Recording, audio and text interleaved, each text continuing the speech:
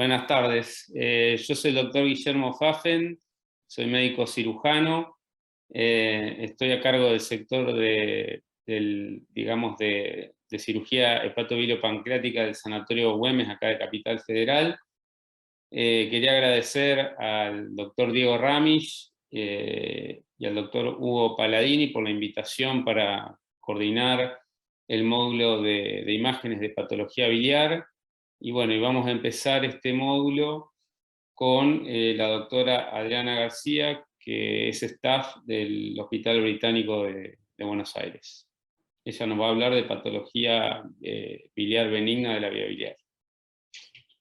Bueno, muchas gracias, Guillermo, por la presentación. Gracias a los organizadores por la invitación y por compartir este espacio con ustedes. Empiezo compartiendo acá la presentación.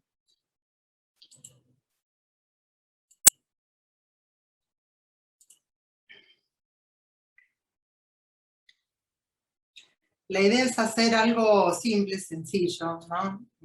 No nada complicado. Ahí va. Vamos a mirar un poco de lo simple, porque de lo simple también se aprende, y yo trabajo acá en el Hospital Británico, y obviamente me encanta lo que es patología abdominal.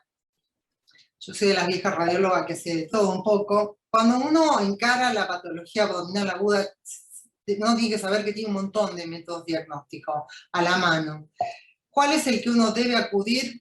Cualquiera de ellos. El primero con que nosotros tenemos a mano, el que es más útil, con la modalidad que contamos, porque la patología abdominal puede ser encarada con los 4 métodos que nosotros tenemos: radiografía, ecografía, tomografía de abdomen y resonancia. Pero siempre tenemos a mano la ecografía, que es con la que vamos a echar mano. Tenemos patología de la vesícula, yo se los voy a encarar de esta forma: patología de la vesícula y patología de la vía biliar, y vamos a encarar las cosas que son patología difusa y patología focal.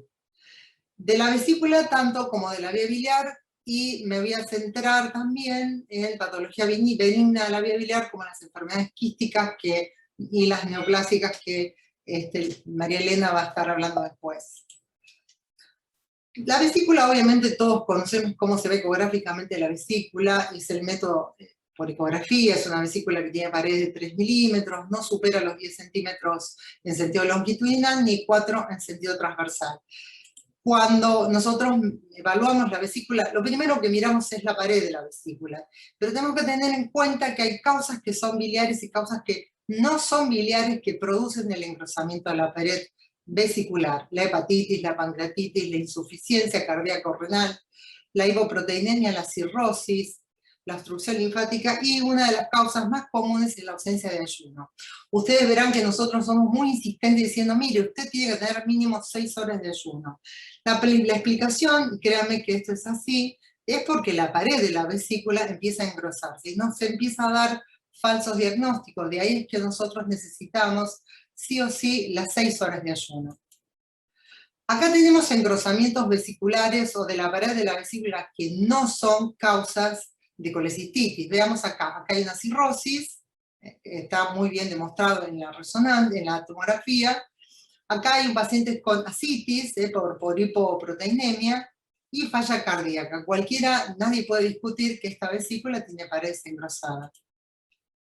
La diferencia de todas estas vesículas de paredes engrosadas con una colecistitis es que no está distendida. Entonces yo tengo una vesícula de paredes engrosadas por una causa que es no infecciosa, lo que yo tengo que ir a ver, tenga litiasis o no, todo esto es contemplar todas estas causas que no son litiásicas. ¿Nosotros debemos seguir este engrosamiento parietal difuso por hipoproteinemia, sobrecarga de volumen, hipertensión portal? No, no lo hacemos. Generalmente siempre preguntamos si está el ayuno completo, porque sabemos que es uno de los pitfalls del engrosamiento de la pared. ¿Puedo estudiar la vesícula por tomografía? Sí, no lo hacemos, pero salvo que el paciente, ustedes desde la clínica no sepan qué tiene el paciente, la ecografía diga que es normal, bueno, ahí echamos mano a la tomografía buscando otras causas. Pero la vesícula generalmente es estudiada también por resonancia como segundo método. ¿Qué miramos en la vesícula, además de la pared? Lo que tiene adentro de la vesícula. Puede ser litiasis o puede ser barro biliar. Si ustedes me preguntan si nosotros miramos, yo que soy de la vieja escuela, la radiografía, claro que sí. Lo primero que uno tiene que echar y mirar es la radiografía de abdomen. No hay que subestimar, la radiografía de abdomen da un montón de información. Paciente con dolor en hipocondrio derecho, vean ustedes acá una vesícula en porcelana, acá hay una litiasis en hipocondrio derecho, y acá hay barro biliar, o sea que hay patología para ver.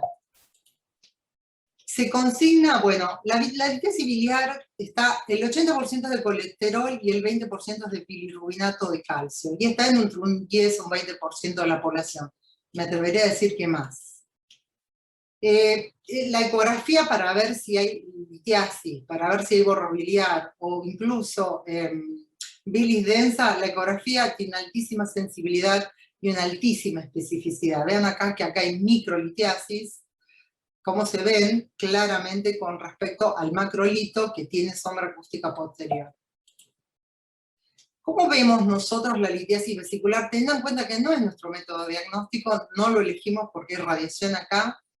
Tenemos que, acá se pueden ver espontáneamente hiperdensos, acá no hay nadie que tiene duda que tiene una litiasis, pero a veces estos cálculos de colesterol se contraen y liberan aire y produce la presencia de esta imagen que se llama Mercedes-Benz, o contenido, está el cálculo bien hiperdenso y adentro hay aire. Esto es muy típico de la litiasis vesicular, sobre todo el colesterol.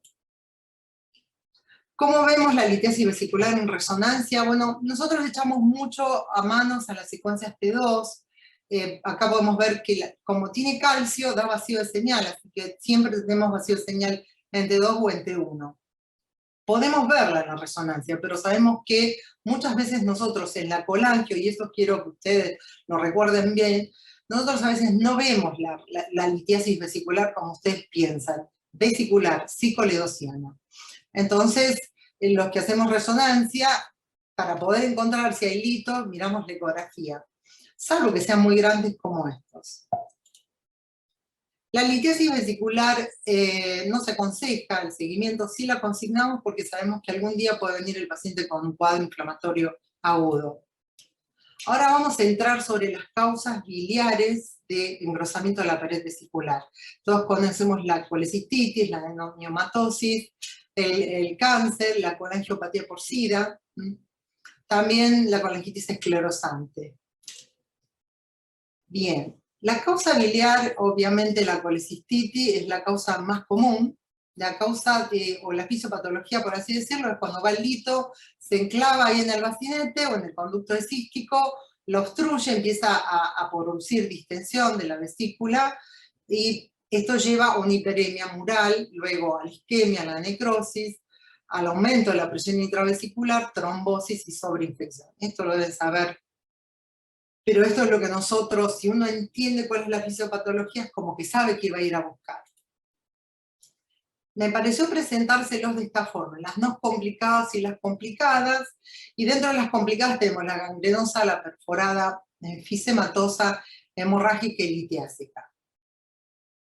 La primera forma de encarar, si ustedes hacen la placa, y la segunda es la ecografía, el 80-100% de sensibilidad y especificidad, que es lo que nosotros queremos. Ver si adentro hay litiasis o barro biliar, que esté distendida, que tenga la pared engrosada, y obviamente el signo de Morpheus positivo, que es cuando uno apoya el transductor en el hipocondrio derecho, el paciente le duele.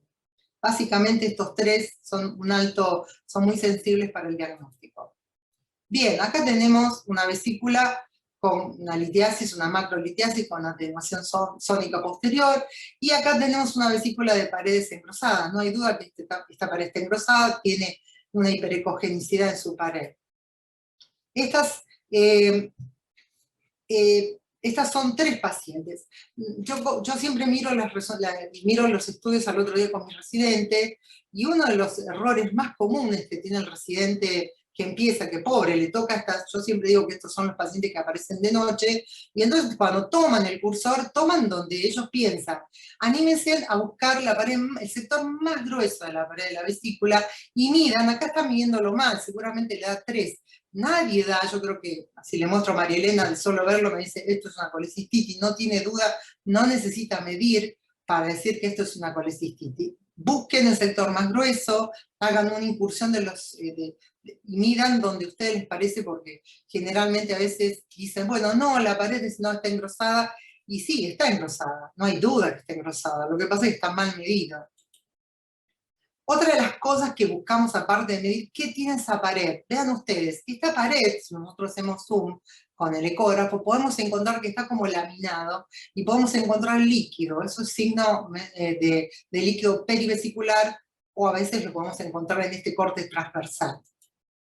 Y esto es lo que nosotros buscamos, pared desengrosada y una vesícula gigante, distendida, que puede tener barro biliar o lito, pero que no hay duda que estamos ante un proceso de una colecistitis aguda.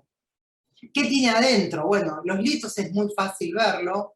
El problema es cuando no estamos viendo litiasis. A veces encontramos bilis espesa, barro biliar, y esto que se llaman membranas, que es muy común verlas, solo que pasan desapercibidas o subdiagnosticadas. Son imágenes muy hiperecogénicas que se mueven y que están dentro del proceso inflamatorio de la colecistitis aguda.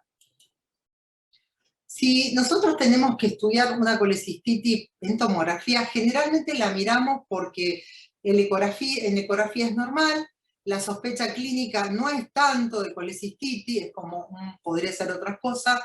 En ese caso acudimos a la tomografía. Ahora, si ustedes la clínica es fuerte, sospecha de que ustedes tienen una colecistitis, y entonces la ecografía dice que no es normal, no pidan una tomografía, pasen directamente a la resonancia. ¿Qué es lo que vamos a encontrar nosotros acá? Esta pérdida de la interfase de la vesícula. Siempre cuando hay una colecistitis la grasa se empieza a ensuciar, podemos encontrar la vesícula distendida. Estos son dos signos muy importantes. Le llaman el halo, el signo del halo viene espontáneamente hiperdenso en la serie sin contraste, y esta pérdida, ¿no?, de departamento, ¿no? El hígado es un piso, la vesícula es otra, acá no se sabe dónde está la pared, por lo cual esto es lo que nosotros llamamos la línea de separación entre vesícula y el hígado. Y acá está la resonancia, no hay duda que la resonancia es lo más buchón que hay, es excelente método para la vía biliar. Esto es un T1 y un T2, miren que en el T1 la bilis es blanca, y podemos apreciar muy bien el engrosamiento de la pared. Vean ustedes qué engrosada que está, y cuánto líquido tiene esto, que se puede traducir acá en la colangioresonancia, en el 3D y en el 2D, cómo tiene en la pared, esta es la pared interna, cómo en todo el espesor de la pared vesicular hay acá edema. Cuando hacemos los cortes axiales, bueno, obviamente esta vesícula está distendida, tiene 2 macrolitiasis en el bacinete, y podemos ver esto, ¿no?, que uno busca, que en ecografía son las líneas hipoecoicas, el engrosamiento de la pared, y esto se traduce por una colecistitis aguda, que obviamente es litiásica. ¿Qué podemos encontrar en resonancia adentro? Bueno, los litos, como son calcio, nosotros obtenemos la señal del agua, y el calcio no tiene agua, así que hay vacío de señal, no tiene señal. Cuando empezamos a tener señal como esto, puede ser o bilis densa, nivel líquido-líquido, o barro biliar, que tiene una señal intermedia. Si administramos contraste, déjenme decirle que si ustedes sospechan un paciente de una colecistitis aguda, le tienen que pedir colangioresonancia más resonancia de abdomen con y sin contraste. Nosotros con nuestros cirujanos en el hospital y los clínicos quedó totalmente grabado, porque el contraste y el abdomen aporta a veces mucho más que la colangioresonancia simple. Deben de pedir ambas cosas. ¿Por qué? Porque vean ustedes acá, esto es un T1 con la serie dinámica, donde podemos ver, no hay duda que acá tenemos una colecistitis, una pared totalmente engrosada, este hígado está realzando, el que está en contacto con la vesícula, y acá hay una pérdida de la interfaz entre el hígado y la vesícula. Este es un caso de un paciente con una vesícula, diríamos que no tiene pared fina, no está distendida, hay barro, hay un lito, pero se le pide la resonancia. Acá está el lito con vacío de señal, esto es lo que nosotros llamamos vacío de señal, la vesícula que está distendida, pero nosotros vemos que hay, lo que podemos ver acá, la pared de la vesícula siempre es negra o hipointensa, acá está hiperintensa, lo cual acá hay edema, hay agua en la pared vesicular, mejor demostrado en la colangioresonancia. ¿Qué pasó acá? Probablemente un error diagnóstico operador en la ecografía.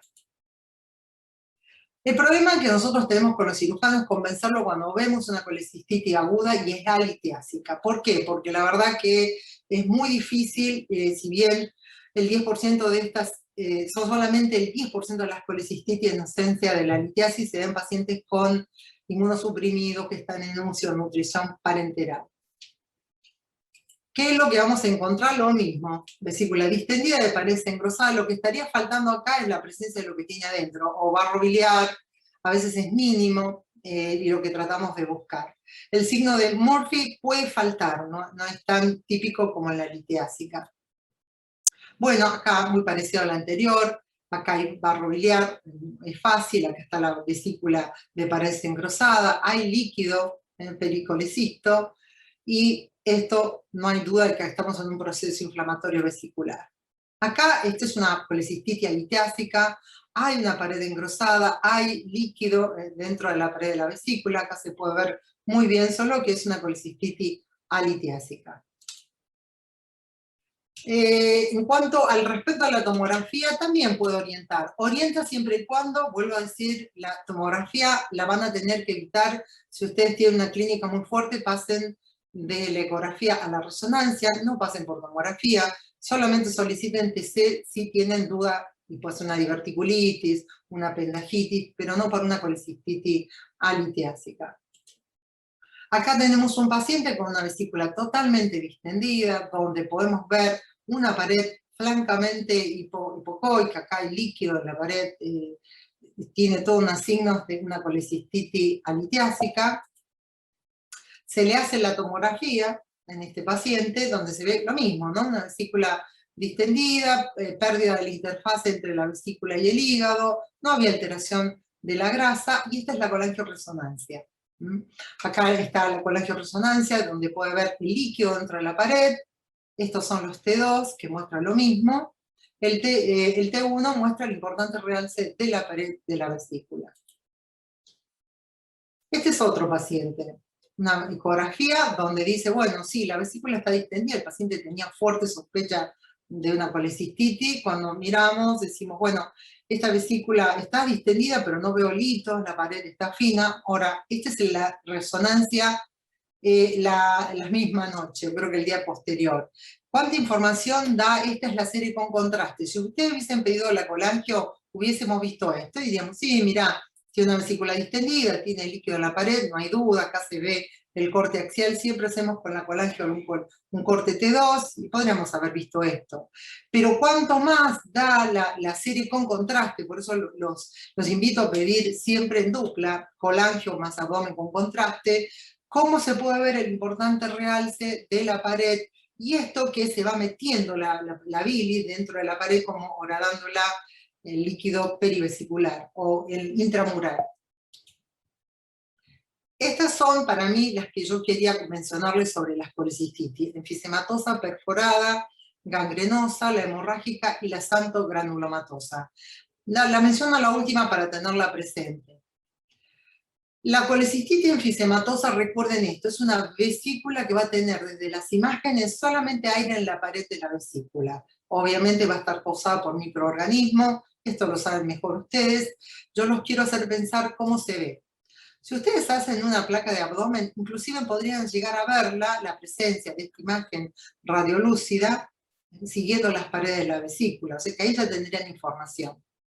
¿Cómo la deberíamos de ver en ecografía? Pues una vesícula distendida, porque sabemos que el signo que tenemos como... Y una pared, miren ustedes, bien ecogénica, que tiene una reverberancia. Esto es muy lo que hacemos, imágenes, sabemos que esto es bien de la reverberancia del aire, y sabemos que acá hay aire. Esto es una vista de otro paciente, acá hay una vesícula, acá hay una hiperecogenicidad, y a su vez toda esta reverberancia posterior es simplemente por aire, acá hay aire en la pared de la vesícula, y puede también presentarse como líneas hiperecogénicas la presencia del aire en la colecistitis enfisematosa. En la tomografía, bueno, es fácil, no hay duda, hay una vesícula que uno puede ver la presencia del aire, es aire como la del intestino, siguiendo la pared de la vesícula. Acá está el escanograma, y esta es otra cosa, el colecistitis enfisematosa. Puede que la colecistitis se tardó, ya sea el paciente o el médico, en hacer el diagnóstico. Lo cierto es que si esto se deja su libre albedrío, esto se puede perforar y llegar, no con una vesícula distendida, sino más bien una vesícula colapsada. Entonces encontramos una cosa bastante como un matete en el hipocondrio derecho, que sabemos que al paciente le duele, que estamos ante alrededor o enfrente de una colecistitis, y bueno, decimos, che, pero bueno, sí, es una vesícula colapsada con mucho material, y la extravasación de ese material. Trate de buscar el lito, porque dentro de ese material que se extravasa, el lito está por fuera siempre, como en este caso. Este es otro paciente, acá tenemos una vesícula, pierde la morfología, el fondo vesicular, de una litiasis, cómo hay extravasación. Acá se puede ver muy bien en este corte transversal el lito, la pared de la vesícula, y acá hay una extravasación. O sea, acá hay una colecistitis perforada probablemente. Acá la tomografía lo que va a hacer es poder, no tan solo la pérdida de la interfaz entre la vesícula y el hígado, sino que acá hay una segunda vesícula, es todo el material que salió de la vesícula y se armó un monoambiente entre el hígado y la vesícula, y acá también, ¿no? Lo mismo, esto es un T1 con contraste, vean ustedes cuánto aporta la resonancia con contraste, esto es un abdomen que se lo hace, no, la colangio sola no nos hubiese dado esta información de que la vesícula está rota y tiene una colección por una colecistitis perforada. Ahora, la diferencia de una gangrenosa, si la colecistitis enfisematosa tenía aire en la pared, la gangrenosa puede tener en la pared, pero lo que sí va a tener aire es adentro. Así que el patrón va a ser diferente, va a ser como una pelota de aire, que es lo que uno espera encontrar en una placa simple. Material radiolúcido, como todo lo que tiene el intestino. Ahora, ecográficamente es distinto. ¿Se acuerdan que la otra mostraba la línea hiperecogénica en la pared, o la línea de banda? Acá no. Vean, este es el aspecto ecográfico de una colecistitis gangrenosa. Son como muchas membranas metidas dentro de la vesícula. Es un tejido ecogénico, como si fuera sangre, pero tiene una disposición laminar, a pesar de que tiene aire. Nosotros vimos cómo se veía el aire dentro de la pared, acá también es aire, pero está dentro de la vesícula, y da este tipo de aspecto morfológico. En tomografía no hay duda, parece todo un absceso, ¿no? Toda una colección, con la presencia de aire ya dentro de la vesícula. Y le quería mostrar, este es un paciente que nosotros tuvimos un trauma, y si nosotros tenemos un trauma, una cirugía reciente, recuerden que ustedes pueden encontrar este material, y era un hemocolecisto. Dos palabras de la colecistitis crónica. Las complicaciones de la crónica son que se vuelve aguda, un carcinoma vesicular y las famosas fístulas biliodigestivas.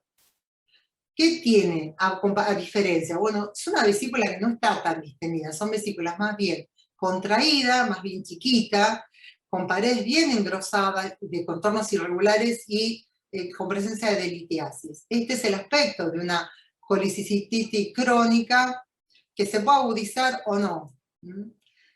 La colecistitis antogranulomatosa la menciono porque ustedes pueden quedar muy bien con este diagnóstico. Acá lo que hace la bilis, se extravasa la pared y forma lo que llaman xantomas, que son como granulomas, pero con un alto contenido graso.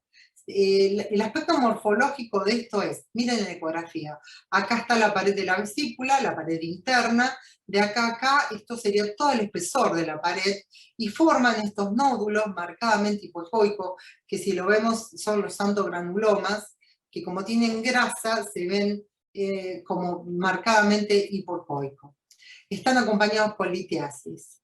Esta es la tomografía, cuando ustedes encuentren este tipo de vesículas que tienen una pared muy engrosada con un material muy hipodenso, hipoecoico o hiperintenso, pues si en resonancia se suprime y se ve que tiene grasa, piensen que ustedes están ante una colecistitis antogranulomatosa.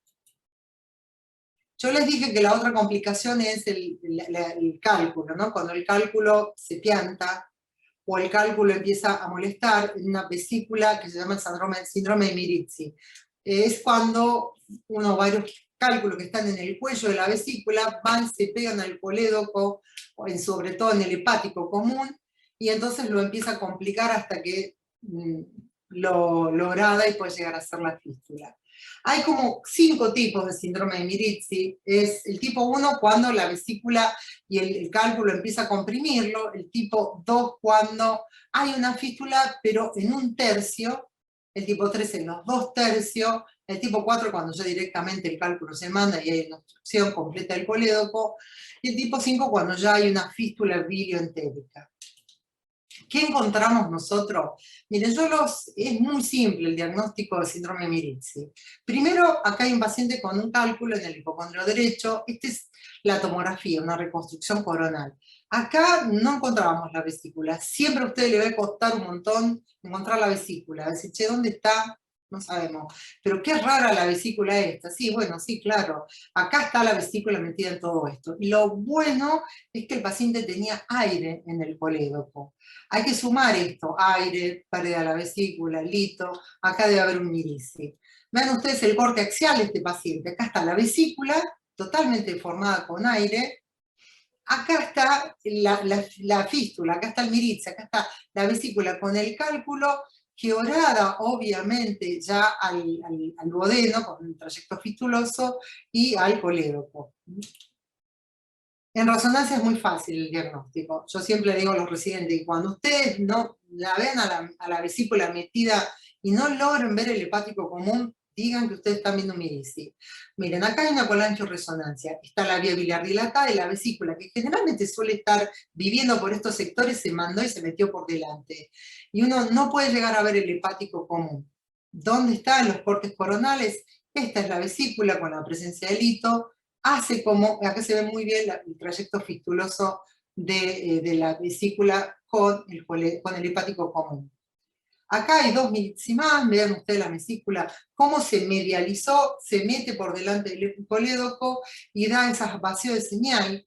Estos piensen que están por diagnosticar un Mirizzi. Esto es como muy simple.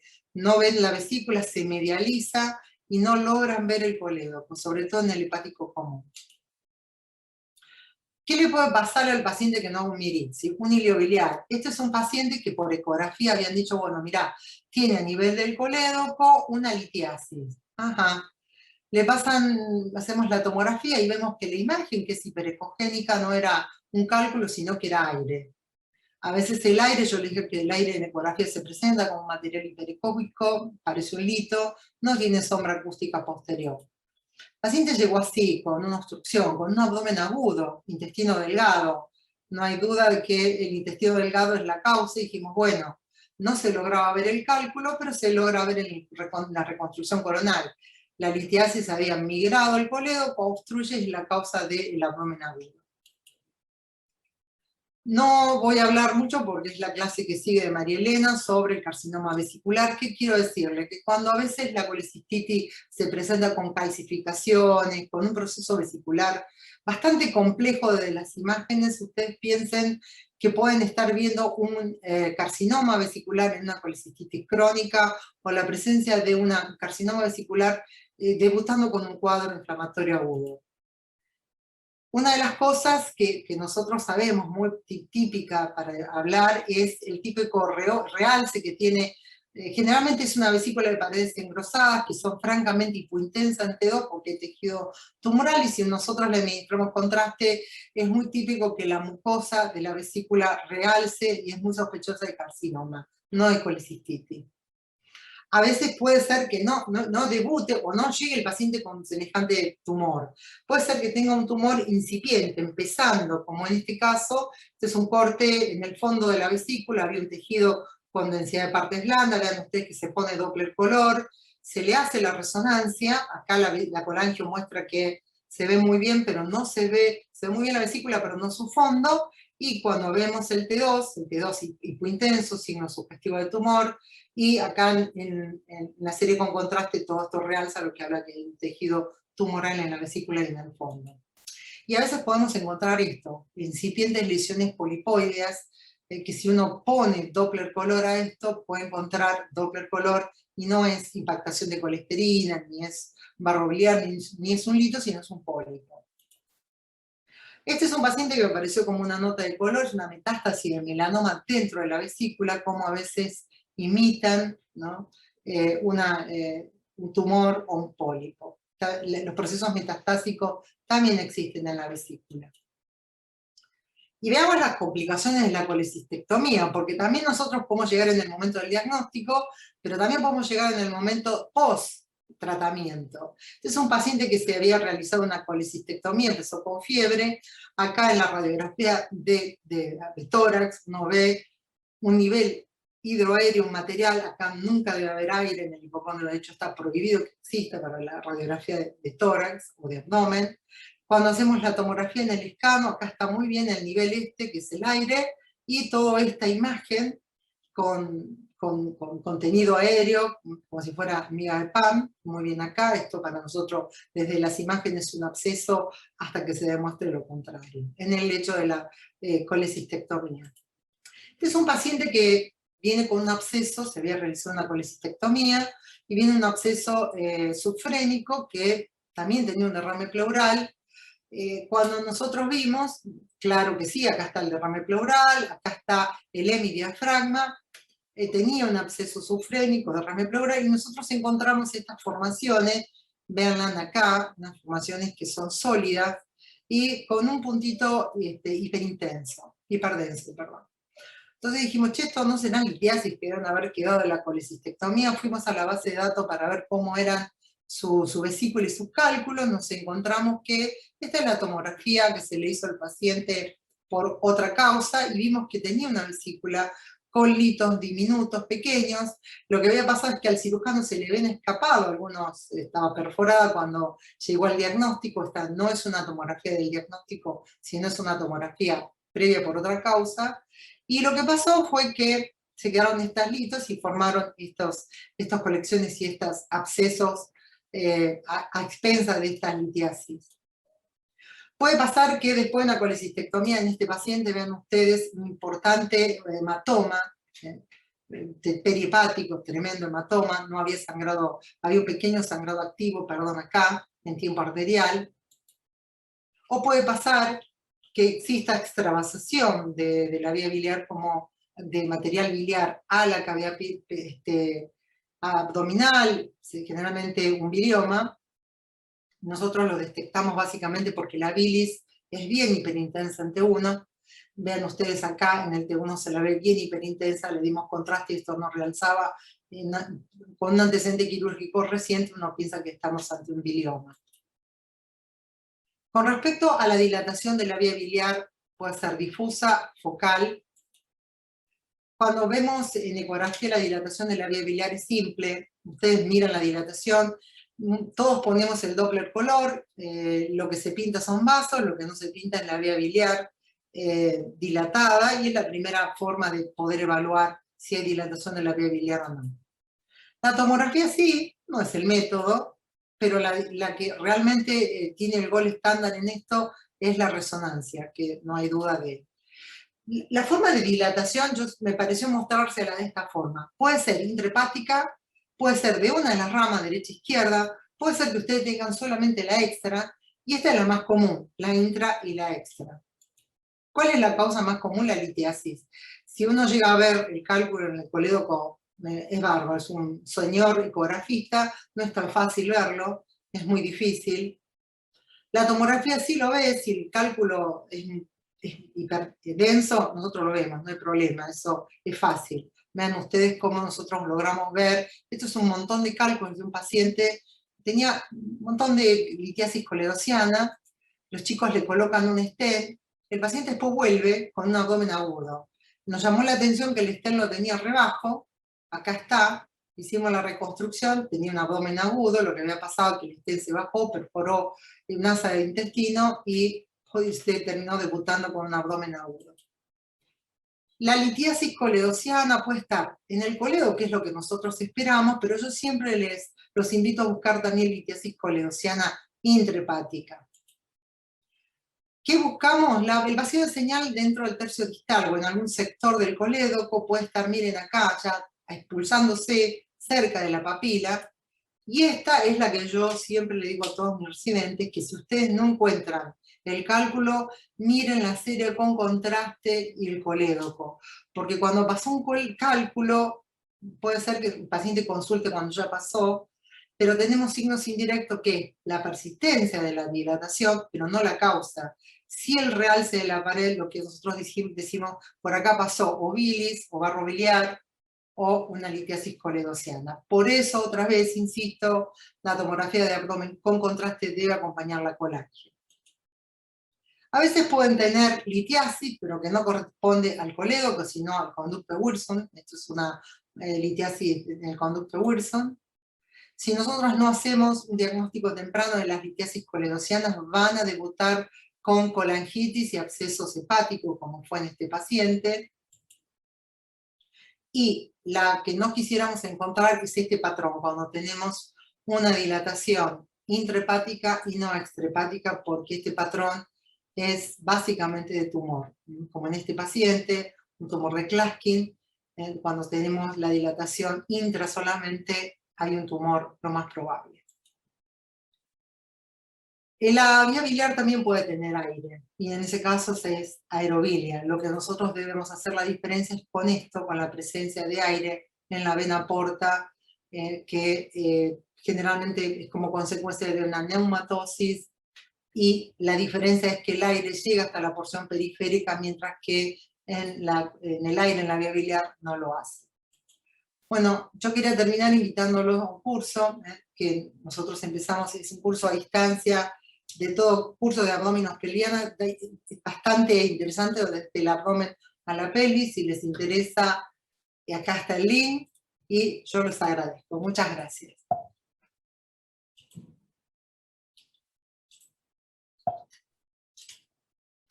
Bueno, doctora, muchísimas gracias. Adriana, realmente una exposición excelente. Fuiste por toda la patología biliar benigna.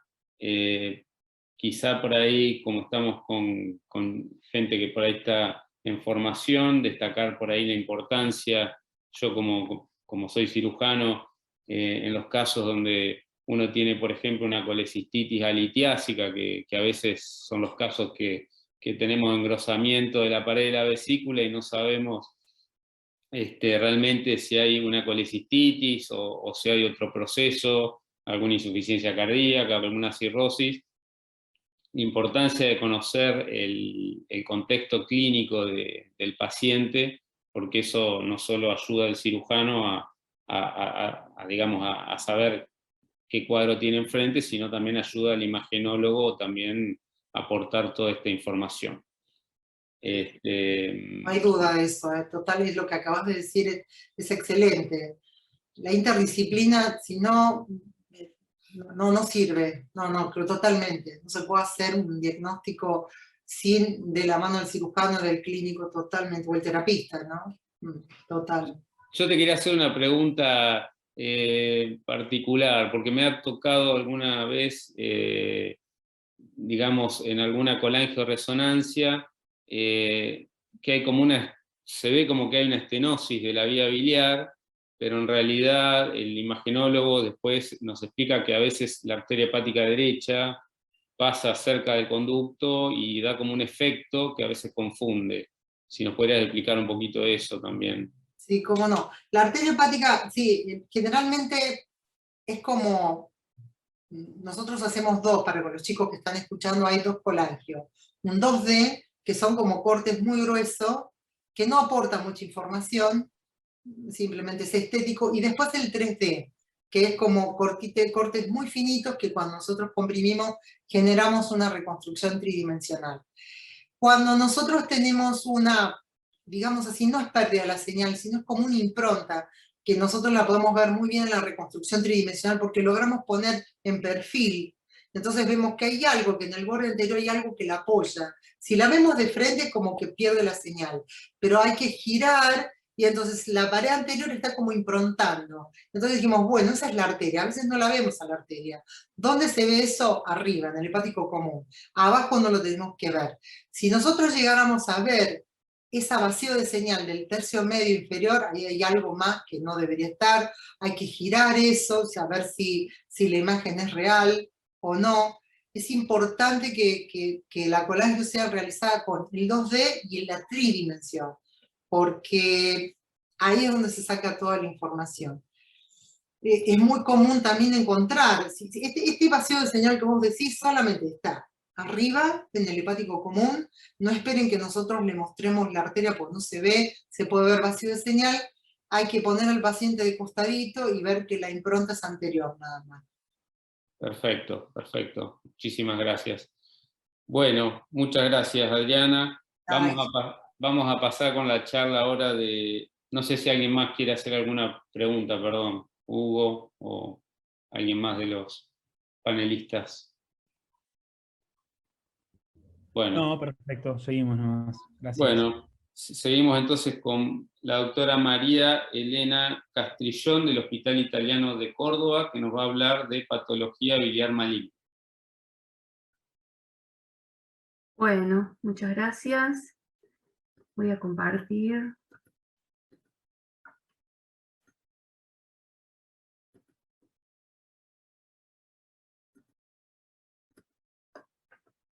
Bueno, ¿se ve bien ahí? Sí, perfecto, sí, se ve. perfecto. Sí, sí. Bueno, buenas tardes para todos, todas los que están conectados. Muchas gracias por la invitación. No sé si hay más radiólogos, imagenólogos que cirujanos, o al revés. Bueno, yo trabajo en el Hospital Italiano de Córdoba, también estoy en la cátedra de diagnóstico por imágenes de la Facultad de Ciencias Médicas en la Universidad Nacional, ahí está mi mail por cualquier cosa. Y bueno, compartirles un poco las imágenes en la patología maligna de la vía biliar. Y a propósito de lo que decían recién, y ya que estamos acá el team completo, cirugía y diagnóstico, esto es un ida y vuelta, ¿no? Yo creo que de acuerdo a la información con la que contamos, los que hacemos imágenes, va a ser mejor la respuesta. Si bien este es un método complementario, como puede ser el laboratorio, cuando ustedes piden, no sé, una bilirrubina, les va a decir un número, ¿no? Un dato muy puntual. En el caso de las imágenes, el resultado no es un número así tan concreto, sino que en general hay como una cosa más subjetiva, ¿no? De acuerdo a si uno tiene más información clínica, el resultado va a estar apuntado con mayor precisión, ¿no? Así que por eso digo la importancia de esta comunicación permanente que tenemos que tener en los servicios de imágenes y los servicios quirúrgicos. Bueno, con respecto a la patología maligna de la vía biliar, dentro de lo que es la patología hepatobiliar, digamos, no, estaría en segunda en frecuencia, la más común es el hepatocarcinoma. De hecho, a veces se nos presenta algún tipo de problema en un paciente con cirrosis, si es un hepatocarcinoma o si es un colangiocarcinoma, ¿no? Y toda esta patología maligna de la vía biliar, bueno, va desde la vía biliar intrahepática, que tiene ciertas características, a la patología maligna en la ampolla de Batter, que también tiene sus características y hay que diferenciar del colangiocarcinoma intra o extrahepático, y también, por supuesto, la patología maligna de la vesícula biliar.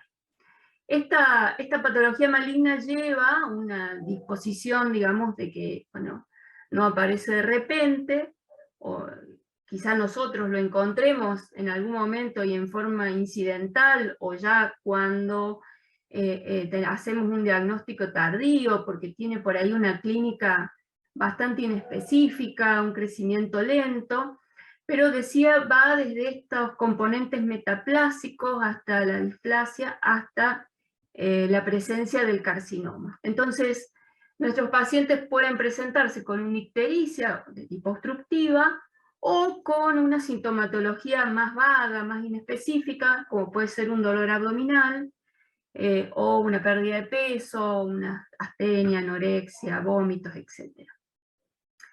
En sí, digamos, es raro que lo encontremos como un hallazgo incidental, o que pueda, por ejemplo, por alguna cirugía de la vesícula, bueno, encontrar, por ejemplo, alguna neoplasia. No es lo más común. Entonces, hay muchos datos a tener en cuenta. En primer lugar, justamente eso, los antecedentes de la historia clínica, también los factores de riesgo. En ciertas regiones del mundo hay mayor frecuencia de esta patología maligna de la vía biliar. Tiene también que ver la edad, es más frecuente en personas mayores, aunque disminuye la edad en algunas condiciones, por ejemplo en pacientes con colangitis esclerosante primaria, puede disminuir la edad, tienen un mayor riesgo. También el género, es más frecuente el colangiocarcinoma en el hombre, pero en el caso de la patología maligna de la vesícula es más frecuente en las mujeres. Y bueno, algunos otros factores de riesgo, como pueden ser algunas exposiciones, digamos, laborales en algunas industrias, o también algunos factores de riesgo más generales, como es la obesidad, el tabaquismo, etc. Así que, entonces, segundo en frecuencia, la patología maligna de la vía biliar. Entonces, un poco el objetivo era discutir el rol de las imágenes, fundamentalmente en la detección de esta patología, que suele ser bastante tardía porque da síntomas inespecíficos, como decía recién. También la caracterización, porque vamos a ver que siguen algún cierto patrón de imagen al que debemos estar atentos.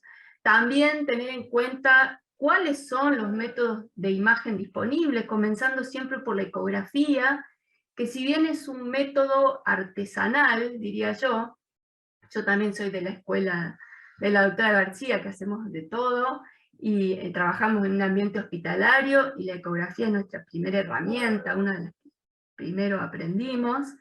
También, por supuesto, la tomografía computada, que ya vamos a ver junto con la resonancia, cómo tenemos que pedirla, o cómo tiene que pedirla el cirujano para poder tener ese feedback, ¿no? en lo que respecta a los resultados que queremos obtener.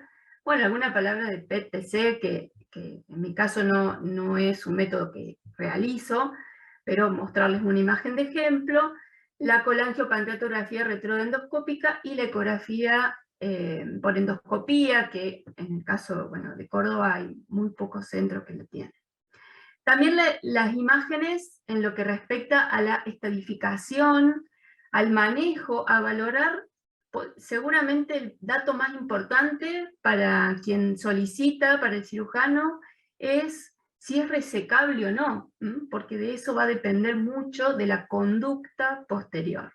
Entonces, bueno, ahora mostrarles algunos ejemplos de colangiocarcinoma, de cáncer de la vesícula biliar y del carcinoma de la ampolla. Entonces, hace unos años, esta publicación justamente tenía este dibujo que me parece a mí muy práctico, muy claro, en el cual clasifica de alguna forma, ya que hay múltiples formas de clasificar los tumores malignos de la vía biliar, dividirlos en los que son intrahepáticos, de la región periliar, que tienen ciertas características, y de la región distal, separándolos de la patología maligna de lo que sería, digamos, en la ampolla, que tiene mucho que ver con la cabeza del páncreas y el duodeno. También diferenciarlo del carcinoma de la vesícula biliar, y también en estas distintas formas de presentación, ya sea como una masa, como una lesión infiltrativa, periductal, y la tercera forma, digamos, del aspecto, que sería la lesión intracanalicular o polipoidea. Entonces, les decía, hay muchos tipos de clasificaciones. El colangiocarcinoma no es frecuente, más o menos es el 2% de todos los cánceres. Yo revisaba un poco las estadísticas del Instituto Nacional del Cáncer en nuestro país, que tiene, los últimos datos son del 2021, y entre los 20 primeros no está el colangiocarcinoma. En 14º lugar está el tumor hepático, ¿no? Digamos, el hepatocarcinoma, pero después en la lista de incidencia en nuestro país el colangiocarcinoma no es muy frecuente.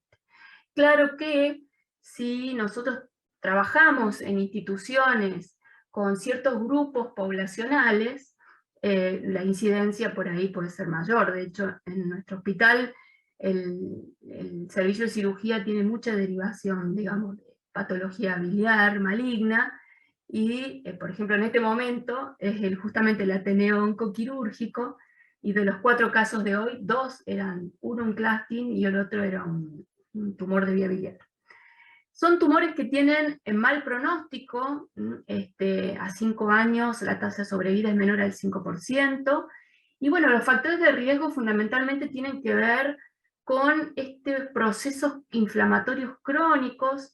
Los pacientes, por ejemplo, con colangitis esclerosante primaria aumentan el riesgo, lo mismo aquellos que tienen alguna patología congénita, por ejemplo los quistes de colédoco, que aunque puedan ser removidos o reparados, también, digamos, el factor de riesgo continúa siendo.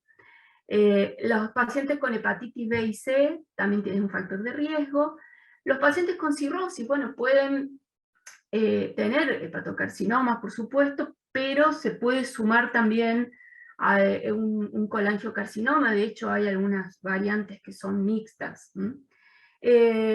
Algunas infecciones que están dadas, generalmente parasitosis, esto está, bueno, no es tanto en nuestro país, pero en algunos sectores, por ejemplo en el sudeste asiático o en Chile, dentro de lo que es América Latina, digamos, tiene mayor incidencia de algunas parasitosis, bueno, que pueden estar asociadas como factores de riesgo o factores epidemiológicos con respecto al colangiocarcinoma. Es más frecuente en hombres después de la 6ª, 7ª década, y la mayoría de los casos son adenocarcinomas. Un valor de laboratorio, digamos, que también se usa es el CA199, que bueno, se pone un valor de corte de 129 unidades por mililitro. Esto, si además lo sumamos a ciertos factores, como puede ser, por ejemplo, una colangitis esclerosante, bueno, es un dato de laboratorio fuerte. Entonces, el colangiocarcinoma lo podemos clasificar según su ubicación anatómica, en intrahepático, en periliar, donde estaría, digamos, Klatskin, y el distal, según su morfología, como un tumor formador de masa, una masa hepática, por ejemplo, que encontremos. Tenemos que hacer diagnóstico diferencial entre tantos con el colangiocarcinoma, los tipos infiltrantes periductales y los intraductales o polipoides. Y bueno, a la derecha un poco la clasificación, digamos, tradicional de Bismuth, Corlett, para la clasificación que uno habitualmente la realiza en las resonancias en la patología, digamos, del colangiocarcinoma, cuando afecta a los hepáticos comunes y el sector distal. Entonces las imágenes, en primer lugar, caracterizar el tumor primario. Aquí, bueno, el ejemplo es del colangio intrahepático, formador de masa, que tiene un aspecto muy variable, ¿no? Decía, la ecografía en primer lugar, como primer método, posiblemente, el cual le realicemos al paciente, que puede venir, por ejemplo, por una ictericia o por sintomatología general. El aspecto es muy variable, puede verse como una lesión hipoecogénica, más o menos definida, esto es variable, o puede ser un poco más refringente, de acuerdo a los componentes estromales, de necrosis, de calcio que pueda tener la lesión. Los métodos, por supuesto, con mayor detalle anatómico y mayor caracterización, va a ser la tomografía y la resonancia. Acá es muy importante solicitar el estudio con contraste endovenoso, ya sea iodo o gadolinio, y en este caso, como estas lesiones tienen componentes desmoplásicos o componentes fibróticos, tienen un realce tardío. Por eso es importante hacer fases o secuencias tardías. Esto en nuestro trabajo diario habitual de tantos pacientes es bastante difícil, por eso que a los 20 minutos realicemos una fase post-contraste no es lo más común. Por eso es importante que el estudio esté bien dirigido a la búsqueda o a la sospecha clínica del colangiocarcinoma. Entonces, en tomografía son lesiones hipovasculares, hipo o isodensas, con, en la fase arterial, tanto en resonancia como en tomografía, el centro permanece hipodenso y suele tener un realce periférico, que, bueno, para diferenciarlo un poco del hepatocarcinoma, por ejemplo, el hepatocarcinoma tiene un washout o un lavado rápido. En cambio, el colangiocarcinoma va tomando lentamente el contraste de la periferia al centro, ojo, distinto también al aspecto de concentración centrípeta del hemangioma, y si hacemos secuencias o fases tardías, más o menos hasta inclusive los 20 minutos, vemos cómo ese componente fibrótico, fibroso, estromal, va captando el contraste. Hay algunos contrastes en resonancia que son hepatoespecíficos, como Primovis, nosotros no lo usamos, pero bueno, lo que hace el Primovis, como muestra en la imagen esta acá abajo a la derecha, es que todo el hígado, digamos que tiene hepatocitos, realzan con el contraste y la lesión queda con una señal menor. Entonces las imágenes son muy importantes, fíjense tanto la tomografía como la resonancia. Esto permite ver la lesión primaria, también evaluar la presencia de nódulos satélites, de adenopatías, de metástasis a distancia. También valorar la parte vascular, que es muy importante porque el compromiso vascular hace que la lesión muchas veces sea irresecable y por lo tanto deja de ser quirúrgica para pasar a una quimioterapia. Y también nos permite hacer una valoración volumétrica de la tomografía, ya que en algunos casos se hace, por ejemplo, embolización, y se espera que el hígado remanente sea, digamos, el que reemplace la funcionalidad del hígado que queda post-embolización. Entonces, tanto la ecografía como la tomografía como la resonancia son muy importantes. Acá vemos una lesión en resonancia, en las imágenes de arriba, en axiales T2, donde el líquido biliar habitualmente se ve hiperintenso. Vemos una lesión que tiene un defecto de llenado a nivel del hepático derecho. Esto lo podemos, después en la reconstrucción coronal de colangioresonancia, vemos cómo hay entonces un defecto de llenado que se continúa al hepático común, y con la dilatación de los conductos hepáticos, digamos, preestenóticos. En la imagen inferior, siempre solicitar el estudio, entonces, como decía recién Adriana, lo refuerzo, importante, la colangioresonancia y el abdomen con contraste. Tener en cuenta que hay que dirigir lo más posible. Yo estoy buscando un hepatocarcinoma, estoy buscando un colangiocarcinoma, porque la técnica imagenológica puede cambiar un poco. En la imagen, entonces en las imágenes de abajo, que son con contraste, vemos el defecto de llenado, hay un leve realce, pero en general estos tumores no tienen mucho realce, y la extensión de los conductos hepáticos derechos hasta más o menos 3 centímetros por debajo de la confluencia de los dos conductos hepáticos, ¿no? Acá vemos esta imagen hipointensa que corresponde entonces a los conductos hepáticos dilatados. Fíjense también otra característica que se ve más o menos en un 30% de los colangiocarcinomas, es la retracción capsular.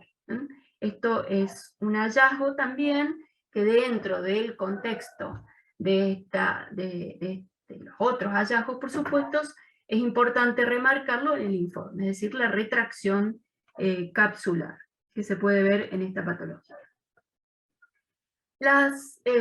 Los colangiocarcinomas, entonces dijimos, formadores de masa, intraductales y los periductales, o lo que serían los tumores infiltrantes.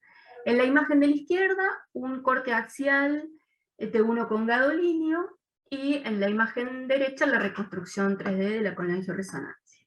Acá señaladito con la flecha, vemos la zona, digamos, de estenosis, que afecta, y se puede ver mejor, por supuesto, en la reconstrucción, cómo está todo el conducto hepático izquierdo dilatado y digamos, anterior a la zona de la lesión tumoral, que en este caso es infiltrante, una de las más difíciles de ver. Tener en cuenta que el compromiso vascular hace que justamente el aporte vascular sea menor y hay una atrofia, en muchos casos también del lóbulo. Esta es una de las más difíciles de hacer diagnóstico, uno tiene que estar sospechando fuertemente justamente. La patología, si de nada aparece una atrofia lobular más una dilatación segmentaria y no vemos, por ejemplo, una litiasis intrahepática, no vemos nada en muchos casos, entonces hay que sospechar fuertemente que sea esta variante infiltrativa periductal intrahepática. En el caso del PTC, bueno, como son tumores hipovasculares, en general hay un sector, digamos, de poca captación del contraste, en este caso, pero la periferia suele tener realce, y es muy importante el PTC para las lesiones a distancia y para las adenopatías, ¿no? O, por ejemplo, para valorar posterior al tratamiento quirúrgico si hay una recidiva. En ese caso, sí, el PTC puede ser de utilidad. Si no, en general, digamos, la evaluación del colangiocarcinoma se hace con tomografía y con resonancia magnética. Nosotros estamos utilizando desde hace un tiempo ya, y esto con el acuerdo del Servicio de Cirugía y de Oncología, un informe radiológico estructurado, digamos, que bueno, lo tomamos de la Sociedad Española de Diagnóstico por Imágenes en Abdomen, ¿no? Entonces ya tenemos varios reportes estructurados en varias patologías oncológicas, y bueno, fundamentalmente porque hay distintas clasificaciones, el TNM, el de la Sociedad Japonesa, bueno, hay muchos tipos de clasificaciones. Entonces lo que hacemos fundamentalmente en el carcinoma intrahepático es hacer un informe estructurado, un reporte estructurado, para que que todos estemos de acuerdo en lo que hablamos.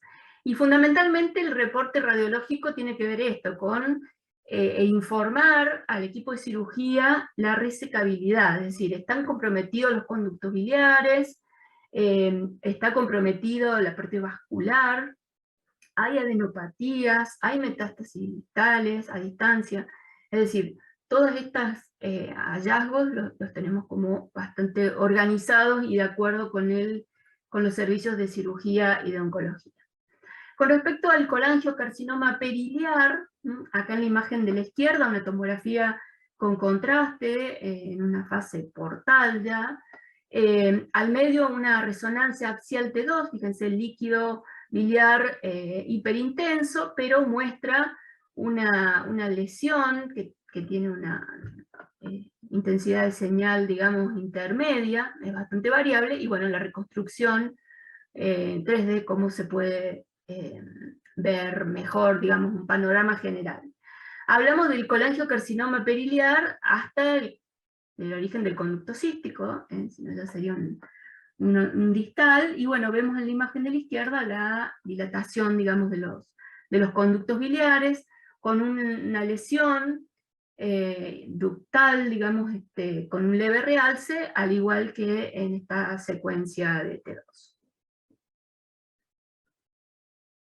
Y bueno, la imagen típica, característica, creo que por todos conocidos, del famoso, digamos, tumor de Klaskin, ¿no? El tumor de la confluencia, y la reconstrucción 3D, donde permite ver bien la dilatación de los conductos biliares, el tumor de la confluencia, el hepático común, el cístico, el colédoco, bueno, todo el resto normal. Hay que tener en cuenta que por ahí la resonancia puede tener alguna dificultad porque son pacientes que muchas veces se presentan con una colangitis, por la misma dilatación, y bueno, uno le pone enseguida un catéter de drenaje, ¿no? Muchas veces antes de la cirugía ya tiene un stent biliar o un drenaje biliar percutáneo externo, Y bueno, esos catéteres después, por supuesto que nos pueden crear alguna dificultad en la visualización de la vía biliar porque producen algún artificio. Entonces es muy importante también recomendar esto, que antes de colocar cualquier catéter por vía de IRCP o por vía percutánea, hacer antes la resonancia, la colangioresonancia, porque después puede haber algunas imágenes que no podemos ver tan bien. Entonces, la estadificación, bueno, en este caso utilizamos la clasificación tradicional de Dismuy-Corlett.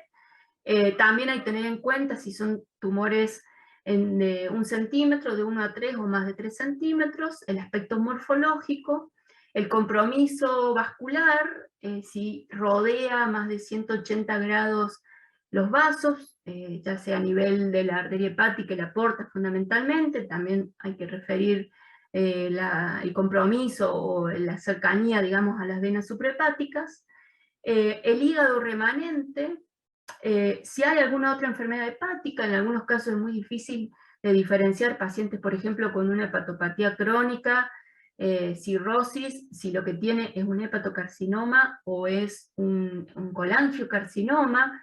Bueno, ahí nos puede ayudar un poco el laboratorio, la alfa-fetoproteína, en el primer caso, o el CA19-9 en el colangio, aunque por supuesto hay pacientes que no suben ninguna de las dos. Entonces, o algún proceso inflamatorio también puede levantar un poco el CA19-9, entonces, bueno, no son datos, por supuesto, hay que juntar toda la información. Y también, bueno, en la estadificación, informar lo que son adenopatías y metástasis a distancia. Y con respecto al colangiocarcinoma distal, es decir, desde el cístico, digamos, hasta el sector distal del colédoco, sin... sacando de este lugar los carcinomas de la ampolla de Vater, vemos acá también que la resonancia es un método, digamos, fundamental. La ecografía nos va a permitir ver la dilatación, ver que no hay litiasis. El sector distal del colédoco es difícil de ver en la ecografía porque hay una interposición gaseosa generalmente, y bueno, hay que colocar al paciente en muchas posiciones, y como les decía, es muy artesanal la ecografía. En general, la mayoría de los servicios estamos con muchísimos pacientes en el día a día, entonces las ecografías en general se realizan rápido, ¿no? Por ahí no se le da todo el tiempo que se necesita para ver este sector. En la imagen de la izquierda, una imagen coronal T2, donde vemos esta estenosis corta, segmentaria. Tener en cuenta que hay que hacer diagnósticos diferenciales con procesos fibróticos, por supuesto, pero bueno, en el contexto, en la colangio, en la reconstrucción 3D, vemos también esta estenosis segmentaria, y con la colangiopancreatografía retroendoscópica también se puede ver esta estenosis en el colédoco distal, y bueno, seguramente a este paciente se le va a colocar un stent posiblemente antes de la cirugía. Habrá que ver también, se pueden obtener muestras, material, los que tengan la posibilidad pueden hacer una ecografía endoscópica, donde también se puede ver la pared, el grado de compromiso, y también obtener muestras. No es nuestro caso, yo no tengo experiencia en la ecografía endoscópica, no tenemos, digamos, ese método. Y la tomografía, bueno, puede ser útil también. En este caso vemos una dilatación del colédoco con una lesión polipoidea que produce un defecto de relleno. Seguramente este es un paciente característico, fíjense la dilatación que tiene la vía biliar intrahepática y extrahepática, con una dilatación del colédoco, paciente con ictericia y con posiblemente una colangitis. Entonces, como resumen de las técnicas de imagen del colangiocarcinoma, la ecografía, el aspecto ecográfico del colangiocarcinoma es muy variable, eso depende del contenido del tumor. La tomografía, bueno, nos puede mostrar una masa o una lesión infiltrativa. En general, cuando vemos una masa mal definida, bueno, tenemos que pensar en colangiocarcinoma. Hipo o isodenso son tumores entonces con poco realce, tanto en fase arterial como portal, tratar de hacer fases tardías. suele haber un realce periférico que permanece, para diferenciarlo justamente del Guayar rápido del hepatocarcinoma, y en algunos casos, más o menos en un tercio de los casos, vemos la retracción capsular.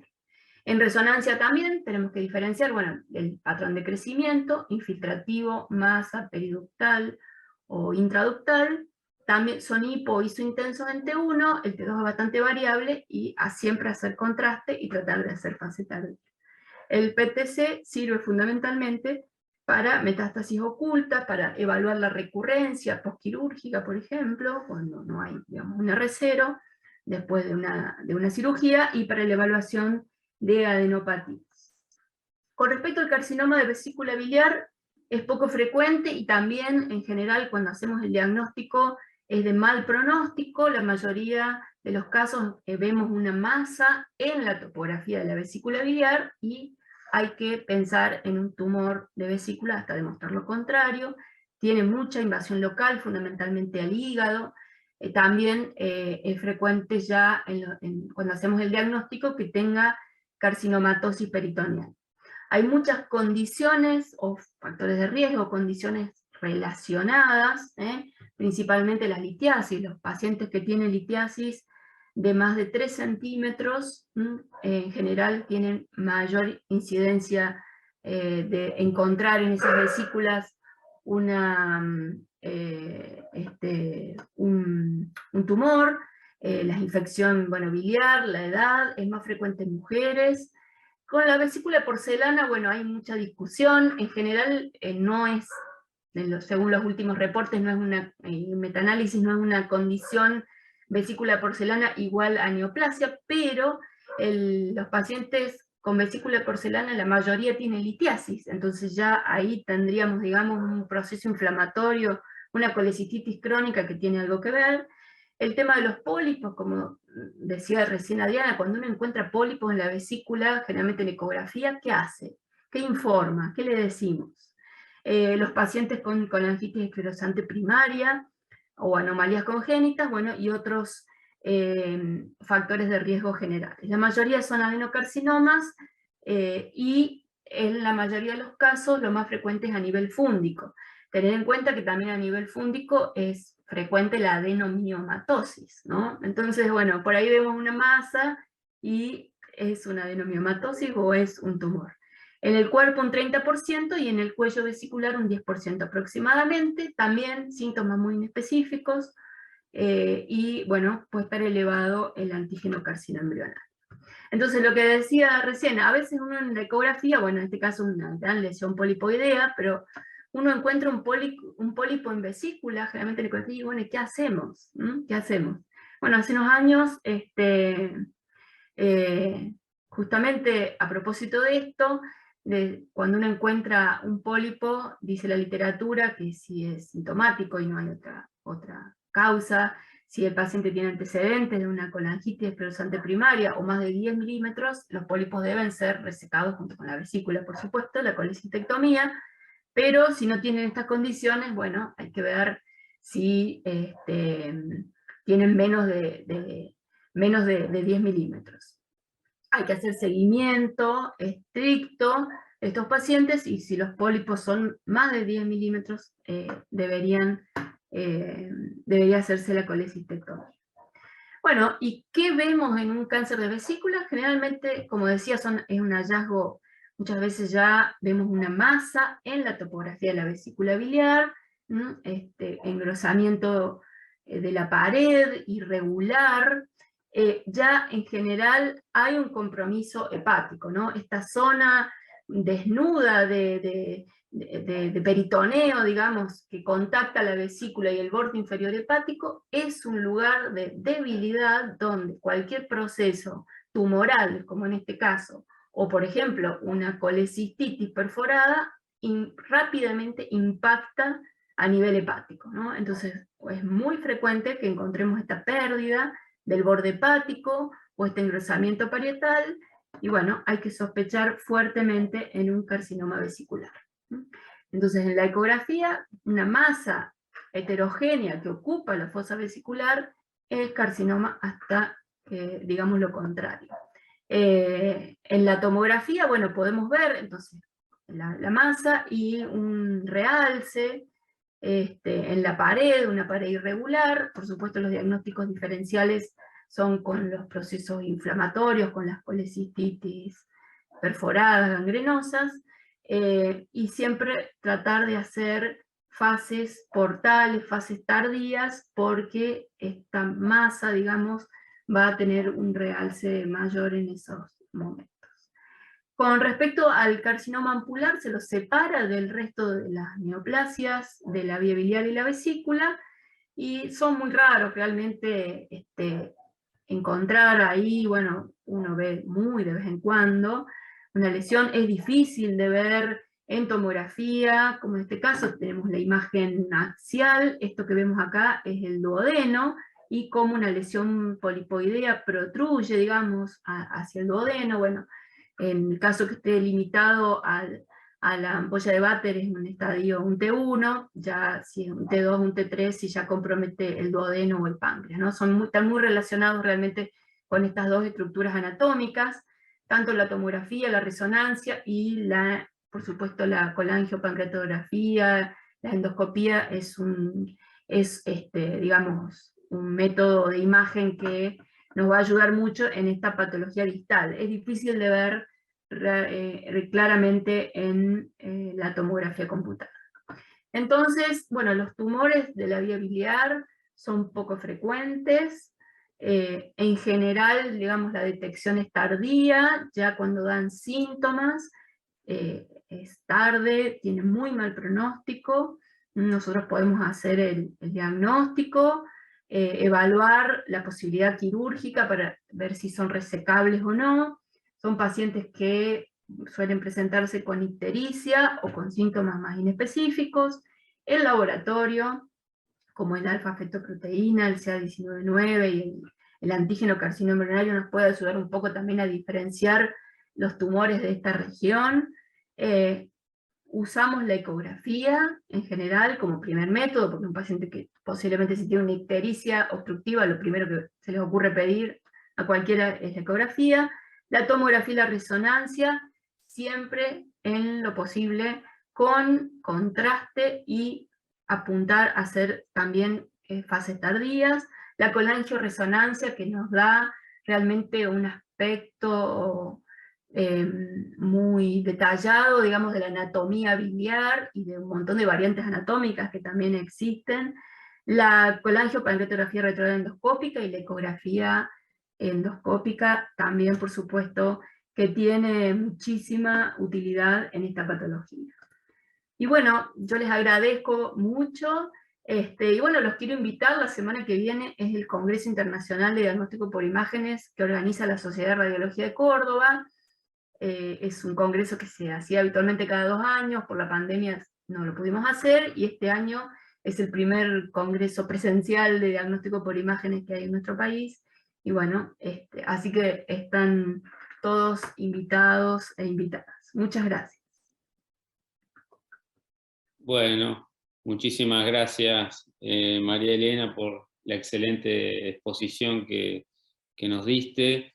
La verdad que fue muy completa. No tengo quizá preguntas para hacer, por ahí algún comentario. La importancia, como vos dijiste, en los tumores que vienen de la vía biliar, el tema que son tumores generalmente retráctiles, y eso a veces nos hace el diagnóstico diferencial con otras patologías, por ejemplo el hepatocarcinoma, que es un tumor que generalmente es más expansivo, y no retrae la cápsula como por ahí un colangiocarcinoma. La importancia de ver en estos estudios las adenopatías, si están presentes y dónde, porque eso a los cirujanos nos va a determinar si el paciente va a cirugía o es un paciente que ya tiene que ir a quimioterapia. La importancia de pedir los estudios con todas las fases, e incluso en algunas oportunidades pedir con reconstrucción vascular, ya sea de la arteria hepática, la vena porta o las venas suprahepáticas, porque a veces hay que hacer procedimientos complejos. Y bueno, y destacar un poco la importancia de esto que ustedes adoptaron, que es el informe estructurado, porque eso hace que que uno haga un estudio dirigido, buscando el compromiso vascular, y bueno, eso la verdad que es fundamental, porque si, digamos, no agiliza el trabajo no solo del cirujano, sino que también al radiólogo, porque si el radiólogo en el momento que hace el estudio ya busca todo lo que el cirujano pretende ver, la verdad que el trabajo es mucho más sencillo para ambos. Bueno, no sé si alguien más quiere hacer alguna pregunta o algún aporte. Sí, a nosotros el reporte estructurado, que ya lo estamos usando en tumor de páncreas, en el colangiocarcinoma, en el tumor de recto. Bueno, hemos acercado muchas posiciones entre servicios y realmente lo hemos adoptado desde hace un tiempo. Perfecto. ¿Alguien más del panel quiere hacer alguna consulta o pregunta? Bueno, seguimos entonces con la presentación de casos. En este caso va a presentar la doctora Macarena Rizzo, que es residente de tercer año del Sanatorio Güemes, el hospital donde yo trabajo. Y bueno, nos va a presentar 6 casos. Los va a presentar medio de manera corrida por una cuestión de tiempo, para poder presentar todos los casos, y cualquier cosa al final, las preguntas que surjan las vamos a ir contestando. Macarena, ¿estás ahí? Sí, acá estoy, gracias Guille. Bueno, la idea, como dijo el doctor Pfaffen, es presentar una serie de casos que se nos han presentado de patologías biliares, tanto benignas como malignas. Comenzamos con el primer caso. Es un paciente de sexo masculino de 45 años de edad, con antecedente de episodios recurrentes de pancreatitis aguda, quien en estudios complementarios que se realiza de manera ambulatoria, entre ellos una colangioresonancia, que la compartí con ustedes, se evidencia que estamos ante la presencia de un quiste de colédoco. Se ve la dilatación de la vía biliar extrahepática sin compromiso de la vía biliar intrahepática, y según la clasificación de Todani y colaboradores, estamos frente a un quiste de colédoco de tipo 1, fusiforme, ¿sí? Ahí señalé con la flecha algo que es importante mencionar, que desde el punto de vista anatómico, la anomalía de la unión biliopancreática está frecuentemente asociada a los quistes de colédoco, ¿sí? Bien. La intervención de elección es la exéresis de la totalidad de la dilatación de la vía biliar extrahepática y su posterior reconstrucción mediante una derivación biliodigestiva. De esta manera estamos eliminando el reflujo biliar hacia el conducto de Wirsung, disminuyendo el riesgo de pancreatitis, de sobreinfección ascendente y de litiasis intraquística.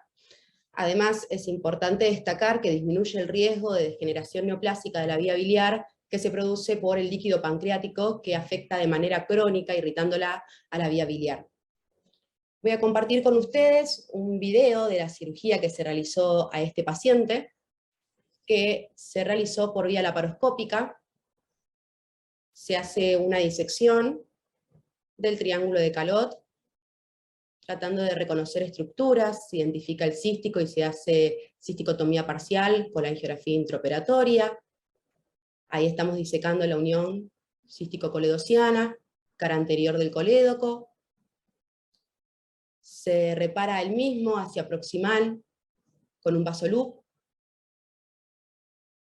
Y se procede a realizar la sección proximal de la vía biliar extrahepática.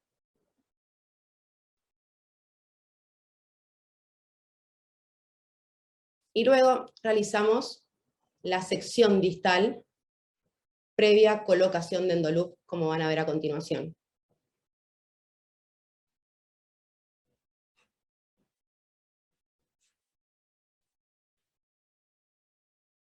En este paciente, luego de hacer la exéresis de la vía biliar extrahepática, se procede a hacer un hepático yeyuno-anastomosis, que en este paciente se efectúa de manera extracorpórea al pie de la I de Rux.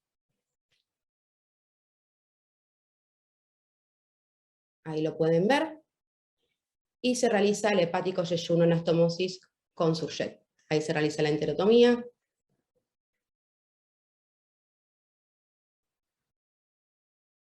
Y realiza el hepático yeyuno con Surjet. Bueno, este paciente evoluciona favorablemente y se otorga el alta sanatorial a los 4 días del posoperatorio.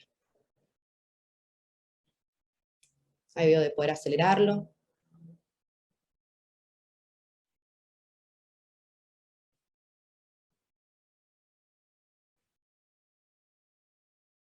Bien. Vamos con el segundo caso, ¿sí? Paciente de sexo femenino de 62 años de edad, con antecedente de colecistectomía convencional hace 5 años, que cursaba internación por un síndrome coledociano, se realiza la colangioresonancia y se evidencia la presencia de imagen focal de defecto de relleno a nivel del colédoco, en su porción distal, como pueden ver acá en la imagen.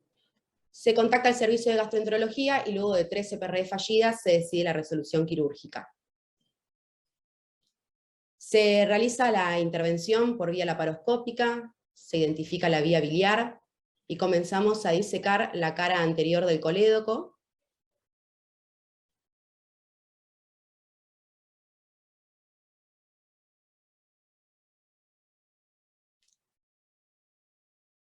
Se procede a realizar colangiografía intraoperatoria con aguja chiva, ahí se puede ver, y se constata la presencia de imagen negativa en el colédoco distal, por lo cual se decide realizar coledocotomía longitudinal e instrumentar la vía biliar con canastilla de Dormia.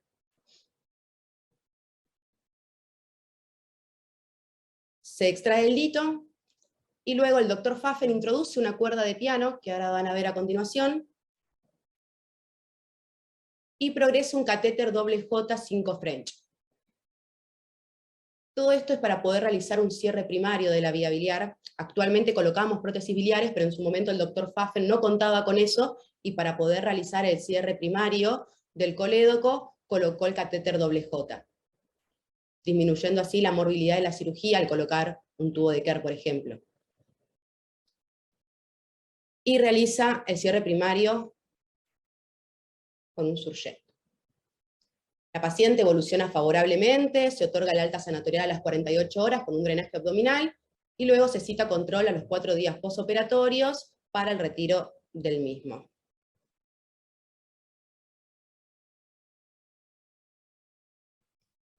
Vamos con el caso número 3. Este es un paciente de sexo masculino de 45 años de edad, con un antecedente de orquiectomía derecha por un seminoma, fue hace 15 años, realizó tratamiento quimioterápico, y consulta por guardia por un cuadro clínico compatible con un síndrome coledociano, ictericia, colia, coluria, de 15 días de evolución. Se le comienzan a realizar estudios complementarios, una ecografía abdominal, que ya está informando una vía biliar extrahepática conservada y vía biliar intrahepática dilatada. Ya los mismos ecografistas ponen en el informe la sospecha de un proceso neoformativo de la vía biliar, y en la guardia se solicita una tomografía y colangioresonancia, luego de internarlo, bien, que vamos a compartir la imagen ahora. Ahí lo que pueden ver es la colangioresonancia, donde se ve un stop abrupto del calibre, ¿sí? Y dilatación de la vía biliar intrahepática, con predominio, ¿sí?, de la vía biliar intrahepática izquierda.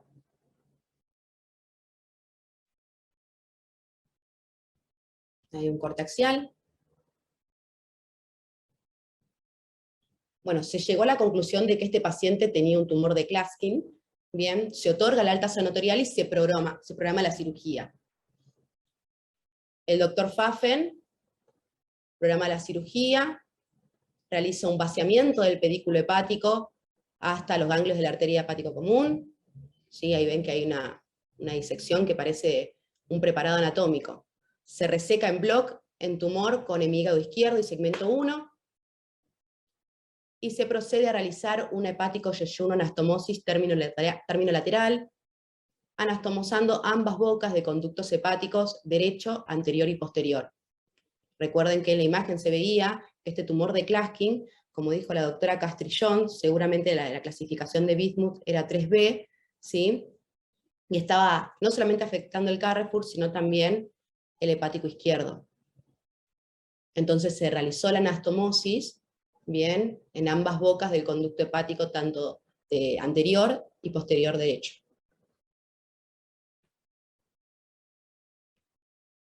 En este paciente los márgenes estaban libres de infiltración neoplásica, y a nivel del pedículo se evidenció la presencia de un ganglio linfático con metástasis por adenocarcinoma. De 7 ganglios, 1 de ellos dio positivo.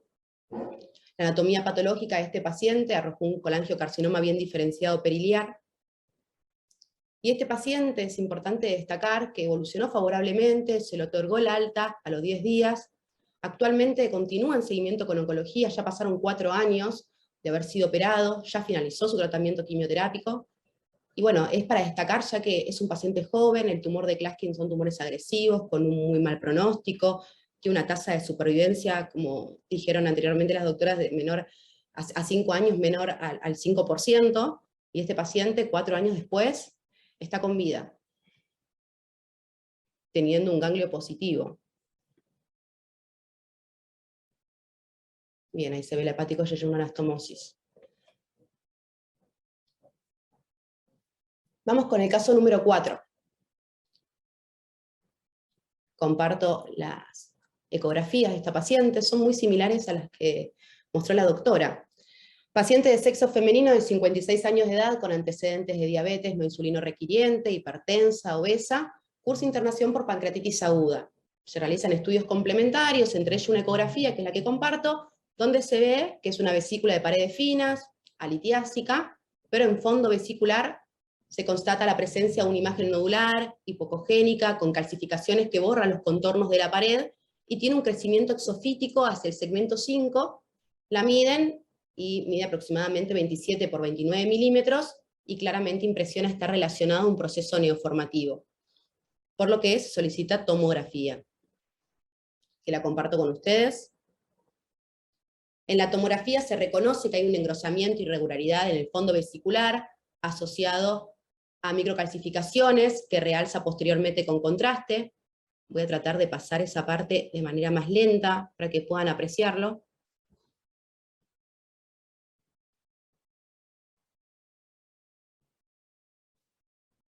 Y también a esta paciente se le pide una resonancia de abdomen, que ahí voy a compartir. Ahí están las calcificaciones. Donde se constata también engrosamiento focal de la pared en el fondo de la vesícula, con áreas de restricción a la difusión y un realce heterogéneo posterior al contraste, y que mide aproximadamente 32 por 31 milímetros.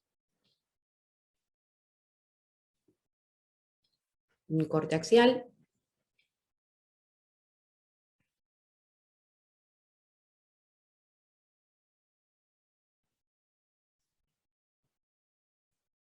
Bien. Algo a destacar es que esta paciente se diagnosticó en plena pandemia, donde había escasez en la disponibilidad de camas en unidad cerrada. En 2 oportunidades a la paciente se la había programado y tuvimos que suspender por ese motivo. En una de ellas la paciente ya se encontraba admitida, lista para ser intervenida, y se recibe llamado que un paciente de piso que estaba internado por COVID se descompensa y requiere de intubación orotraqueal, por lo que no contábamos con el respirador que podíamos llegar a utilizar en su posoperatorio en unidad cerrada. Por lo que el doctor Pfaffen, para ser prolijo, y ya era la 3ª vez que íbamos a suspender el procedimiento, y ya habían pasado 3 meses de estas imágenes, decidió realizar una laparoscopía exploradora y ver de dónde nos encontrábamos, oncológicamente hablando, si había una enfermedad diseminada, y no, se constató que la tumoración era mucho más grande que lo que se veía en imágenes, pero que no había signos de secundarismo de enfermedad diseminada. Aprovechando el contexto de la internación, se solicita una nueva tomografía, que ahora las voy a compartir.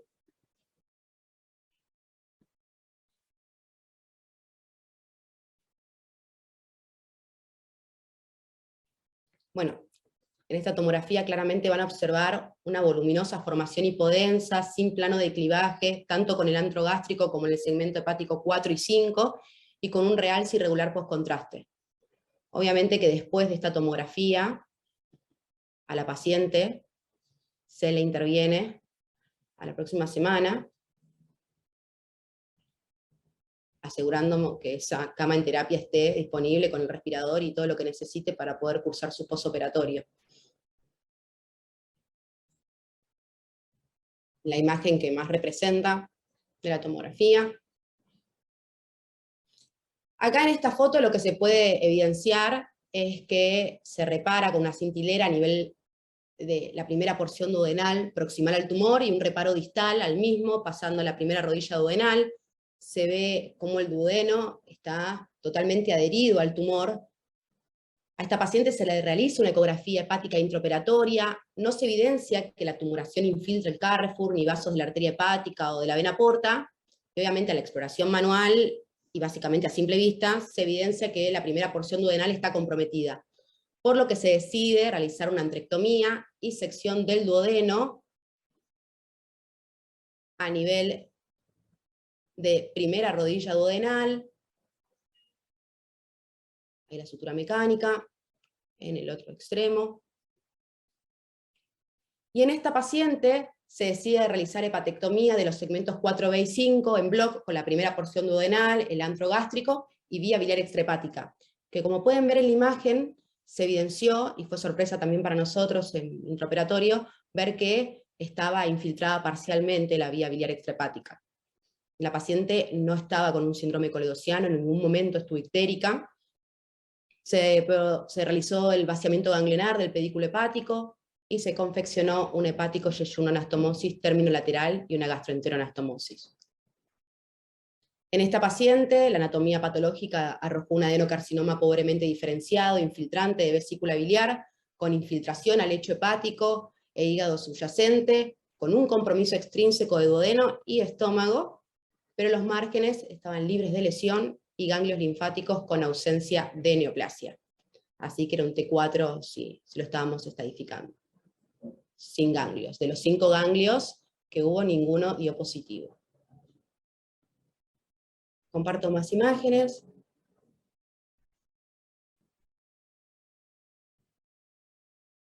Gastroenteroanastomosis y hepático yeyuno-anastomosis. Bueno, vamos con el caso 5. Este caso es de una paciente de sexo femenino de 29 años de edad, sin antecedentes patológicos, cursaba internación en otro centro, ¿sí?, en donde le habían realizado una colecistectomía laparoscópica programada en contexto de una litiasis vesicular, que evoluciona a los 4 días con dolor abdominal. Deciden, obviamente luego de estudios complementarios, realizar una laparoscopía exploradora, y constatan presencia de hemoperitoneo, así que realizan un drenaje del mismo. Y a los 8 días comienza con un síndrome febril y débito bilioso por drenajes, por lo que realiza una CPRI, una papilotomía, ¿sí?, y se hace el diagnóstico de que tenía una fístula biliar la paciente. Ya estaban sospechando, desde que empezó a venir drenaje bilioso, débito bilioso de los drenajes, de que se había producido una lesión quirúrgica de vía biliar. A la semana siguiente, intercurre la paciente con dolor abdominal y bilirragia por drenajes, le hacen una laparotomía y colocan drenajes abdominales y se ponen en contacto con el doctor Pfaffen a la semana. El doctor Pfaffen va a conocer a la paciente, encuentra una paciente que estaba febril, con una nutrición parenteral y con un débito bilioso de 700 mililitros día por los drenajes. El doctor Pfaffen decide expectar la conducta quirúrgica a 2 meses, le hace sus estudios complementarios, ahí está la colangioresonancia, donde se ve la amputación, ¿sí?, el stop abrupto de la vía biliar, y un drenaje que era una Petzer que estaba ofrecido a la fístula biliar, y solicita una angiotomografía para constatar la indemnidad, ¿sí?, de los vasos, de la arteria hepática, que más frecuentemente está asociado a las lesiones de quirúrgica de vía biliar, la lesión de la arteria hepática derecha, acá mostraba que estaba indemne. Entonces reopera a la paciente a los 2 meses. La porta también, indemnidad de la porta. Y el video. Bueno, se empieza a disecar para reconocer estructuras del pedículo. Ahí se ve la Petzer, el drenaje ofrecido, la fístula biliar. Se aspira. Bueno, se diseca, identifica arteria hepática izquierda, la repara con un vasoloop, bien, que para que ustedes lo puedan identificar es el rojo. Y se coloca un vasoloop proximal y distal en la vía biliar extrahepática, y se procede a seccionarla y realizar colangiografía intraoperatoria, donde, ahí ven, se observa tinción de hepático izquierdo y rama anterior y posterior de hepático derecho. Obviamente a este paciente hay que hacer un hepático yeyuno anastomosis, se realiza la técnica de Hep-Quinot, que es cuando se realiza la apertura de la cara anterior del hepático izquierdo, para aumentar la superficie, para poder hacer un hepático yeyuno anastomosis.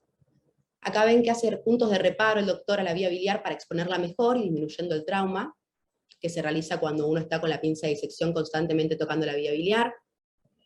La hepático yeyuno anastomosis, confeccionando el pie de IRRux.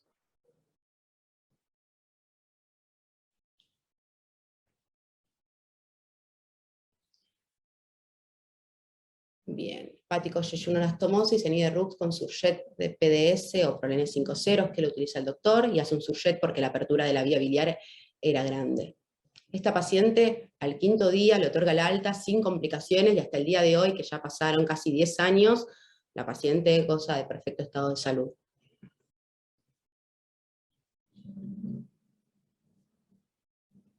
Y vamos con el último caso, pero no menos interesante.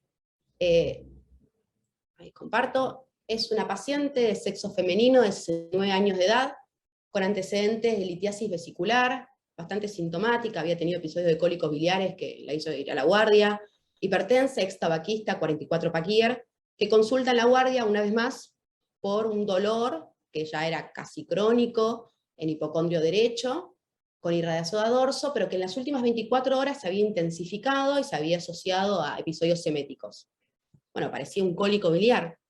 Se realiza, o colecistitis, se realizan estudios complementarios, laboratorios sin particularidades, y la ecografía ya mostraba una estructura heterogénea del parénquima hepático, a expensas de una formación sólida, hiperecogénica, heterogénea, con ausencia de vascularización Doppler, localizada a nivel del lóbulo derecho de casi 70 por 70 milímetros. Le hacemos la tomo y se evidencia esto, que a nivel hepático una imagen nodular de bordes lobulados, heterogénea, predominio hipodensa, el lóbulo derecho de 105 por 89 milímetros, bastante grande, la voy a poner de nuevo para compartir con ustedes.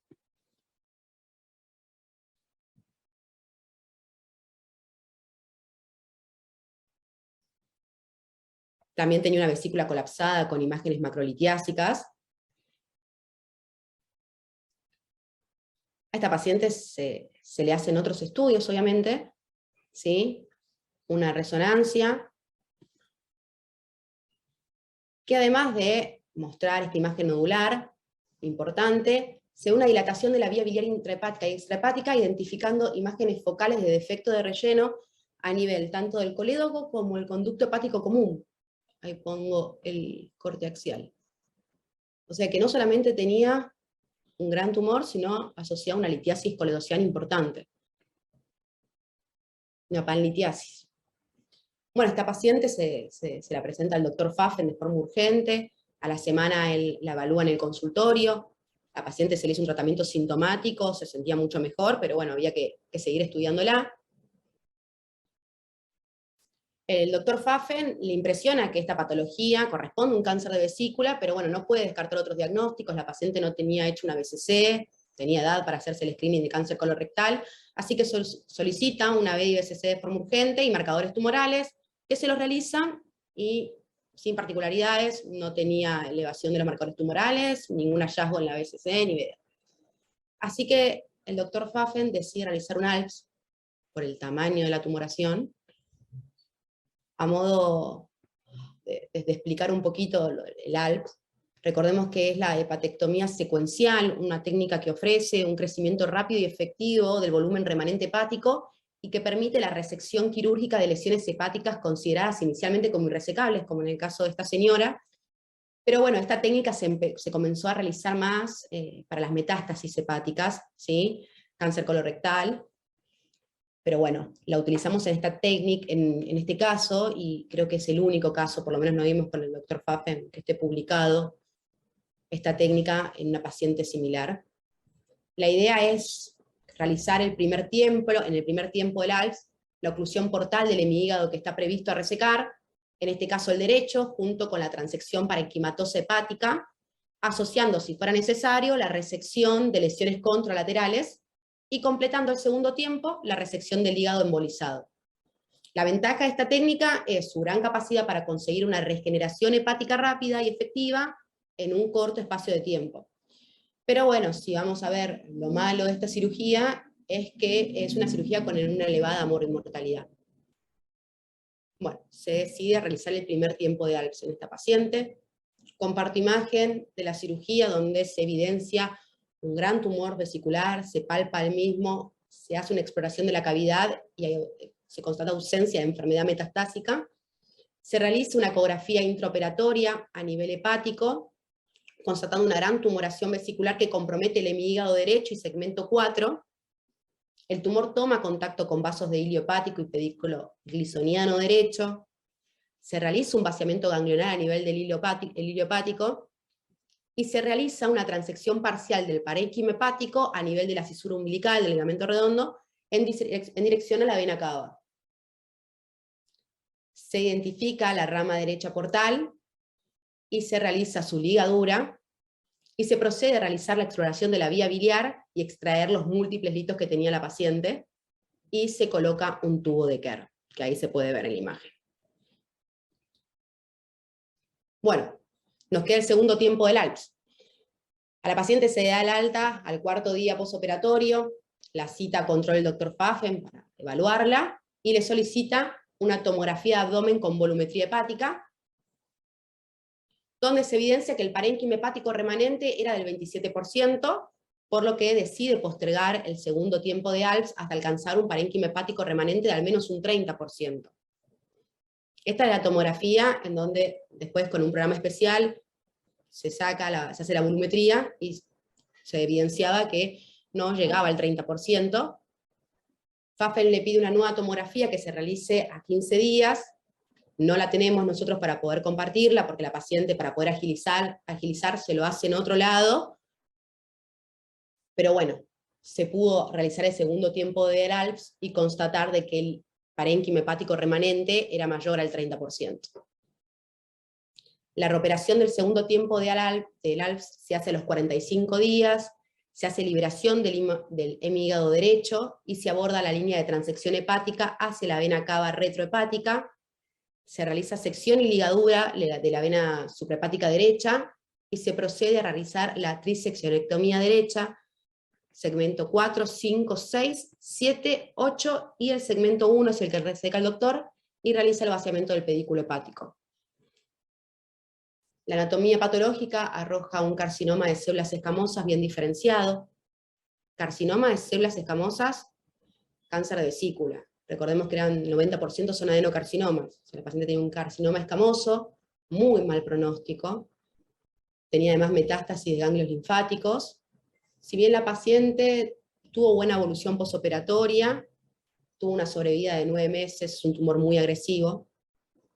Así que obitó a los 9 meses. Bueno, esos fueron los casos para compartir con ustedes. No sé si hay preguntas o doctor quiere comentar. Bueno, muchas gracias Macarena, me gustó mucho cómo presentaste. Una cosita a aclarar, no es que no hay casos de ALPS en cáncer de vesícula, sino que lo que no encontramos es casos de ALPS en carcinoma epidermoide de vesícula. Claro. Eso es lo que no encontramos por ahora publicados, reportados. Bueno, esos fueron los casos que teníamos para presentar del sanatorio. No sé si, gente digamos, los panelistas, alguien de los panelistas quiere hacer alguna pregunta o consulta. Yo le quería preguntar, bueno, a la doctora Rizzo, muy lindos los casos, la verdad, interesantes. Sí. Y en el caso 4, que estaba viendo, vos sabés que si vos mirás el caso 4, en el T2, en el primero, antes de que la paciente vuelva y que tenga ese cáncer de vesícula tan avanzado, yo después, si ustedes miran, se ve que el tumor ya está invadiendo la cavidad. ¿Por qué? Porque ya hay líquido, toda la grasa la tenés alterada, la vesícula, y eso para los que hacemos imágenes, le diríamos a los cirujanos, mirá, ahí está. Comparto, así. A ver, sí. En el T2, creo que en la reso es donde la que más, Ahí vamos, espérate. ahí está perfecto, ese es muy parecido, a ver si, yo creo que ahí, ese es un coronal T2 muy lindo ahí. Fíjate ahí, tenés toda la grasa alterada, y en un axial, a ver Sí. si ahí ves, ahí fíjate, tiene un derrame pleural, fíjate, tiene ascitis, ya líquido, tiene todo tiene líquido perisplénico, tiene todo el líquido en cavidad peritoneal, mirá acá en la gotera, ahí en la curvatura mayor gástrica, que no debería haber ahí, toda la grasa alterada, así, como vi, mira, toda la grasa peripancreática, vos decís, bueno, no tiene una pancreatitis, porque tiene toda la fase pararrenal líquido, raro eso para una... ¿no? Cuando nosotros vemos líquido así, empezamos a preguntar cuánto tiene. Y en la última, en la postquirúrgica, tiene un trombo, en el lóbulo inferior, de hecho, ahí tiene un tromboembolismo de pulmón, fíjate ahí, que no sé si era tumoral o era postquirúrgico. Si vos empezás, tiene un defecto de relleno en el lóbulo inferior derecho, si tiene un tromboembolismo, bueno, ahí ya es el tumor, ¿no? Ahí ves, en esa rama, ahí se ve el defecto de relleno en la arteria, en una basal pinutepsia, no sé si se lo habían puesto, probablemente es un síndrome paraneoplásico ese ya, cuando uno tiene un paciente oncológico, no sé si lo tenía en la primera toma, ese defecto de relleno en la arteria pulmonar, como para pensar. No llega al... No, claro, sí contraste. Pero nada, digo para los chicos que están escuchando, cuando uno está viendo un tumor de vesícula y tiene la grasa alterada y la presencia de líquido, aunque no veamos los implantes peritoneales, si la clínica no me da para ningún otro signo ni de pancreatitis, ni de otro componente inflamatorio, la pregunta es por qué está juntando líquido en la cavidad peritoneal, ¿no? Evidentemente él ya se estaba metiendo, un signo incipiente, obviamente uno tiene para hacer futurología, pero la verdad muy lindos casos, muy buenos. Bueno, muchas gracias. Sí, la verdad que este es un caso que, para ser sincero, lo operamos sabiendo que quizá uno estaba llegando un poco tarde porque el tumor de vesícula es muy agresivo, incluso en estadios tempranos, pero la verdad que es una paciente que por la pandemia y porque se fue cancelando, porque no había terapia, no teníamos cama y demás, la verdad que había un componente, digamos, un poco emocional de mi parte para tratar de operarla porque sentía un poco de, no era mi culpa, pero en realidad quería tratar de resecarla, la pudimos resecar, hicimos una resección R0, pero obviamente que bueno, estamos hablando, como bien mencionás, de un tumor agresivo, digamos, con todos estos signos que vos encontrás por ahí en los estudios.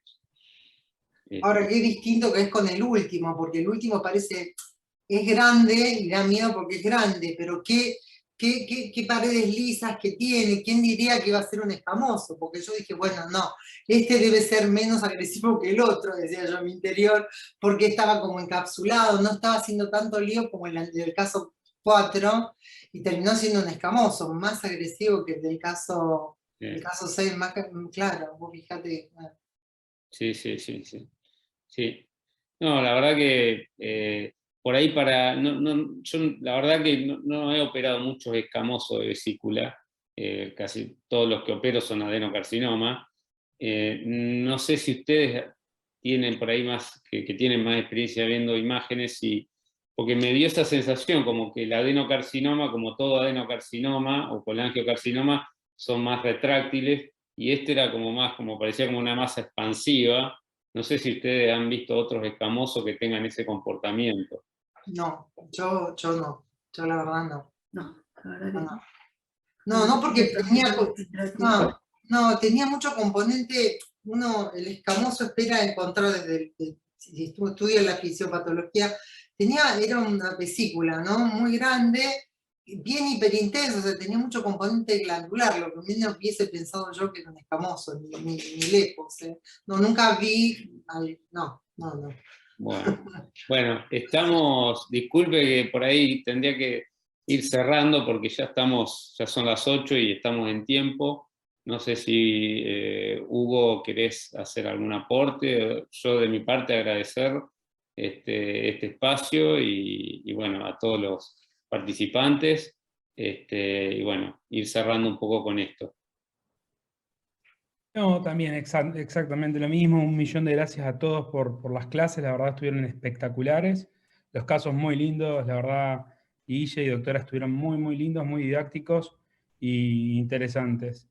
Así que bueno, los esperamos en el próximo encuentro a todos los inscriptos y nuevamente 1.000.000 de gracias a todos por participar. A ustedes, Gracias a ustedes. Hasta luego. Chao, hasta Muy bien. luego. Ujú.